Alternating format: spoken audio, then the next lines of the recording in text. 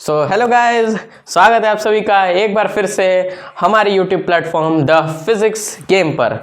और जैसा कि आप सभी जानते हैं कि हमारी एमसीक्यू सीरीज़ चल रही है जिसमें हमने ऑर्गेनिक के क्वेश्चंस और चैप्टर्स सब कवर कर लिया था। इनऑर्गेनिक हमने अभी पिछले वीडियो में शुरू किया है जिसमें हमने पी ब्लॉक एलिमेंट्स की शुरुआत की थी इनऑर्गेनिक केमिस्ट्री में।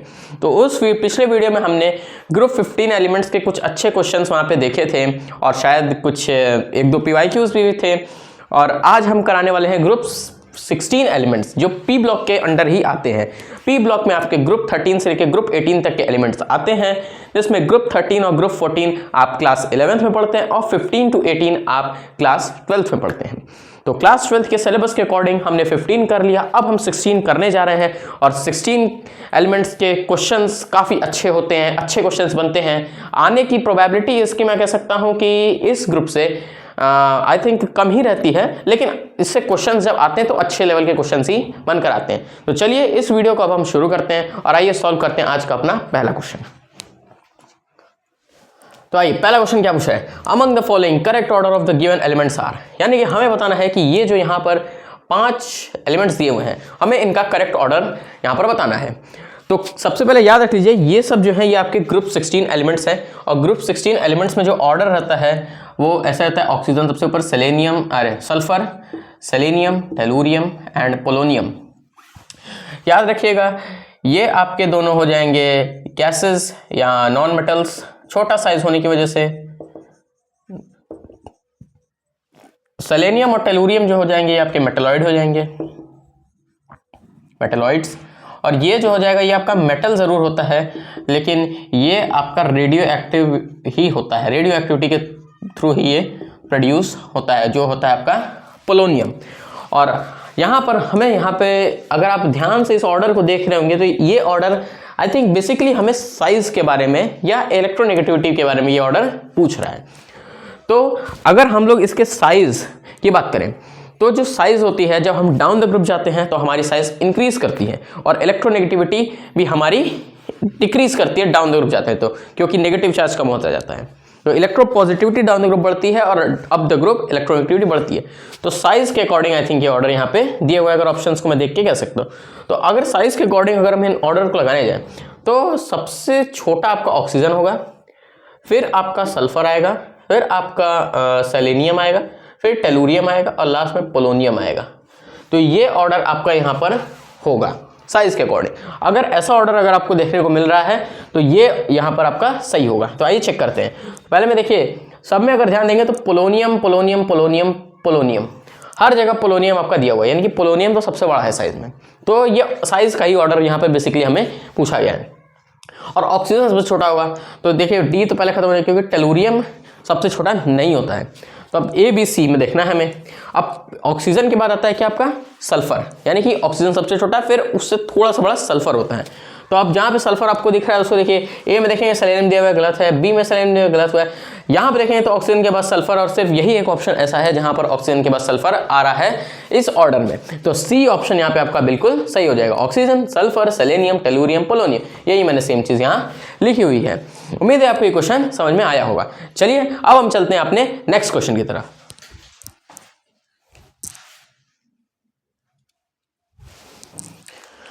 तो अब आ चुके हैं हम अपने क्वेश्चन नंबर 2 की तरफ। और क्वेश्चन नंबर 2 हमारा यहाँ पे क्या पूछ रहा है देखेंगे तो क्वेश्चन नंबर 2 में भी आपका फिर से यही पूछा है कि common oxidation states of group 16 elements other than oxygen are. यानी कि यहाँ पर भी ऑक्सीडेशन स्टेट्स ही पूछ रहा है जैसा कि ग्रुप 15 में पूछा था। तो अब ग्रुप 16 में भी हमें यहाँ पे बताना है कि कॉमन ऑक्सीडेशन स्टेट्स क्या क्या होते हैं। तो याद रखिए ग्रुप 16 में जो कॉमन ऑक्सीडेशन स्टेट्स हमें देखने को मिलते हैं वो होते हैं +2, +4 एंड +6। ये 3 ऑक्सीडेशन स्टेट्स हमें ग्रुप 16 में भी देखने को मिलते हैं। ग्रुप 15 में आपने देखा था, वहाँ पर ग्रुप 15 की अगर हम बात करें तो ग्रुप 15 में आपने देखा था कि वहाँ पर -3, +3 एंड +5 हमें देखने को मिला था। और ग्रुप 16 में आपके +2, +4 एंड +6 देखने को मिलता है। लेकिन यहाँ पर एक केस और आता है, एक्सेप्शन होता है, वो होता है ऑक्सीजन का। ऑक्सीजन में यहाँ पर इन ऑक्सीडेशन स्टेट्स के अलावा -2 का ऑक्सीडेशन स्टेट भी देखने को मिलता है। अब इसके पीछे का रीज़न ये है क्योंकि ऑक्सीजन बहुत ज़्यादा इलेक्ट्रोनेगेटिव होता है, उसके पास नेगेटिव चार्ज ज़्यादा होता है। इलेक्ट्रोनेगेटिव ज़्यादा होने की वजह से वो यहाँ पर -2 की ऑक्सीडेशन स्टेट्स शो कर देता है। इसलिए यहाँ पर जो ये क्वेश्चन दिया है कि common oxidation states other than oxygen, सही क्वेश्चन आपको यहाँ पे दिया हुआ है। ऑक्सीजन के बारे में भी अगर आप कभी पूछे तो वहाँ पर -2 होता है, और अगर ऑप्शंस में मीन्स अगर ये अदर देन ऑक्सीजन ना भी लिखा हो तब भी ऑप्शंस में आप अगर वहाँ पर +2 +4 +6 दिया हुआ है तो आप वहाँ पर उसको भी मार्क कर सकते हैं, अगर -2 नहीं दिया हुआ है इन केस तब। ठीक है, तो अब फिलहाल यहाँ पे +2 +4 एंड +6 सही होने वाला है। तो देख लीजिए यहाँ पे ऑप्शन आपको दिख रहे हैं, आई थिंक ए में दिख रहा है, तो ए आपका यहाँ पे बिल्कुल सही हो जाएगा। तो उम्मीद करते हैं आपको क्वेश्चन अच्छा होगा। चलिए अब हम चलते हैं अपने नेक्स्ट क्वेश्चन नंबर 3 की तरफ।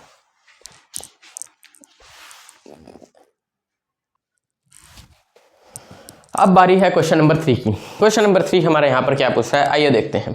Question number 3, the industrial preparation of SO2 is, यानी कि यहाँ पर पूछ रहा है कि हम सल्फर डाइऑक्साइड को कैसे इंडस्ट्रियली प्रिपेयर करते हैं, यानी कि उसकी प्रिपरेशन हम इंडस्ट्रियल मेथड के थ्रू कैसे करते हैं। तो सबसे पहले एक बात जान लीजिए कि जो आपका सल्फर डाइऑक्साइड रहता है वो हमेशा as a by product obtain होता है। जब भी उसकी इंडस्ट्रियल प्रिपरेशन की जाती है, यानी इंडस्ट्रियल मेथड्स यूज करके जब उसको प्रिपेयर किया जाता है तो हमेशा एज अ साइड प्रोडक्ट या बाई प्रोडक्ट ऑब्टेन होता है, और उसके साथ एक कंपाउंड और मिलता है जो मेजरली होता है, उसे हम कहते हैं Fe2O3।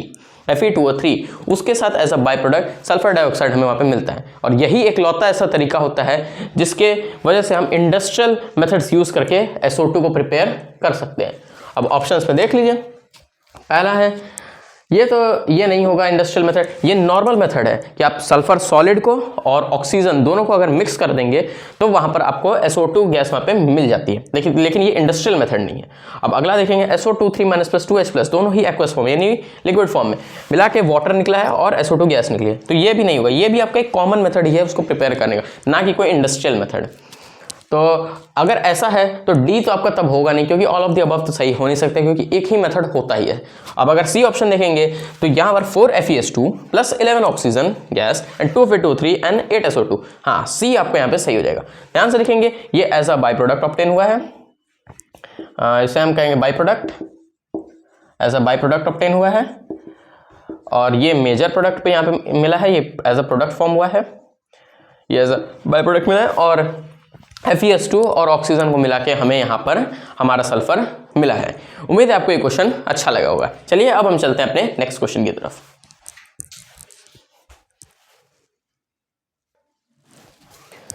अब आ चुके हैं हम अपने इस वीडियो के क्वेश्चन नंबर 4 की तरफ। अब क्वेश्चन नंबर 4 हमारा यहाँ क्या पूछ रहा है कि conversion of oxygen to ozone is non spontaneous at, यानी कि हमें यहाँ पर बताना है किस टेम्परेचर पर, ऑप्शंस के अकॉर्डिंग हमें बताना है कि ऐसा कौन सा टेम्परेचर होता है जहां पर आपका ऑक्सीजन का कन्वर्जन ओजोन में यानी कि O2 to O3 non spontaneous होता है। तो याद रखिएगा, नॉन स्पॉन्टेनियस ये जो होता है ये हमेशा हाई टेम्परेचर पे ही होता है, और ये नॉर्मल टेम्परेचर पे, लो टेम्परेचर पे स्पॉन्टेनियस होता है। अब इसके पीछे का सबसे बड़ा रीजन ये होता है कि अगर इसमें टेम्परेचर अगर आप हाई कर देते हैं तो ये ऑक्सीजन ओजोन में तो बदल जाएगा, लेकिन ये फिर तुरंत ही वापस से अनस्टेबल होने की वजह से वापस से ऑक्सीजन में ही कन्वर्ट हो जाएगा।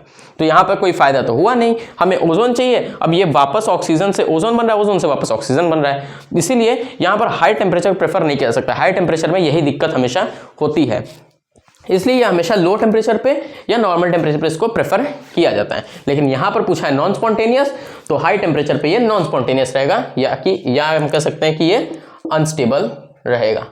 पूछ सकता है ऐसे भी क्वेश्चन कि conversion of oxygen to ozone is unstable at what, तो यहाँ पे याद रखिएगा हाई टेम्परेचर पे अनस्टेबल रहते हैं, नॉन स्पॉन्टेनियस रहता है। तो उम्मीद है क्वेश्चन अच्छा लगा। चलिए चलते हैं नेक्स्ट क्वेश्चन की तरफ।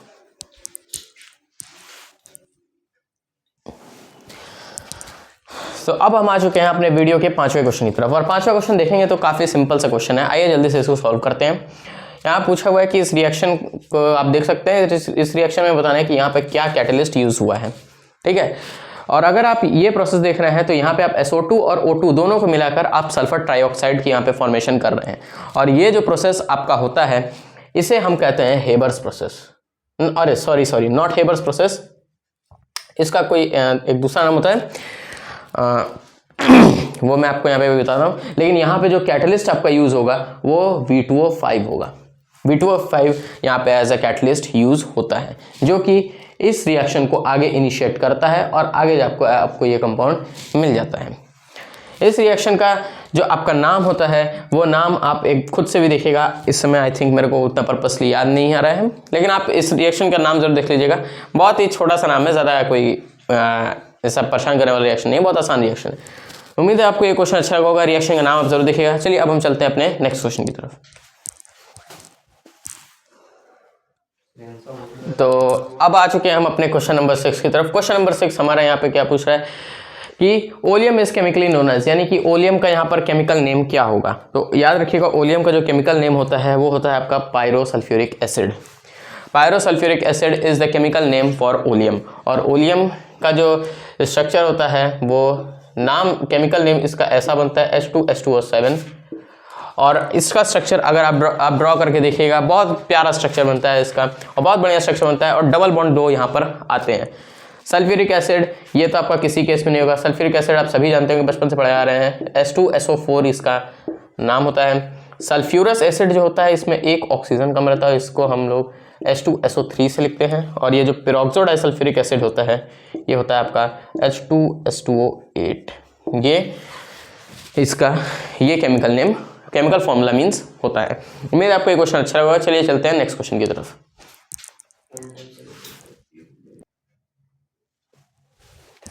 अब क्वेश्चन नंबर 7 हमारे यहाँ पे क्या पूछ रहा है, sulphuric acid is manufactured by. तो सल्फ्यूरिक एसिड जो रहता है इसको मैन्युफैक्चर किया जाता है उस प्रोसेस के थ्रू, और उस प्रोसेस का नाम क्या होता है, वो होता है आपका कॉन्टैक्ट प्रोसेस। कॉन्टैक्ट प्रोसेस के थ्रू आप सल्फ्यूरिक एसिड की प्रिपरेशन कर सकते हैं।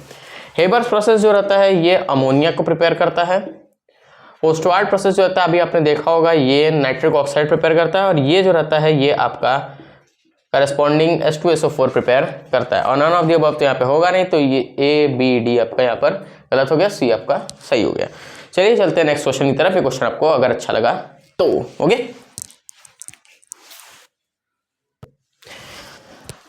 अब आ चुके हैं हम अपने इस वीडियो के लास्ट क्वेश्चन की तरफ।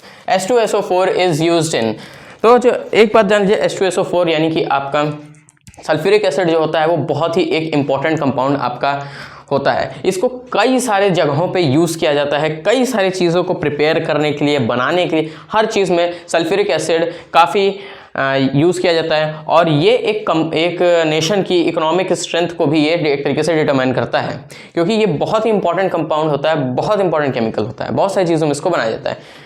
तो और अगर यहाँ पे आप ऑप्शंस में देखेंगे तो पेट्रोलियम रिफाइनिंग यहाँ भी यूज़ होता है, डिटर्जेंट इंडस्ट्री में भी यूज़ होता है, पेंट्स को बनाने के लिए, pigments and die stuff, intermediates, आपके एक्स्ट्रा यूटेंसिल्स वगैरह कोई बनाने के लिए, काफ़ी से ऐसी चीज़ों के लिए आपका H2SO4 यूज़ होता है। बहुत से इंपॉर्टेंट ये केमिकल होता है। और अगर यहाँ पे तीनों के तीनों सही ऑप्शन हैं तो यानी डी आपका ऑल ऑफ द अबव का यहाँ पे सही हो जाएगा। तो याद रखिएगा H2SO4 बहुत ही इंपॉर्टेंट केमिकल आपके लिए होता है।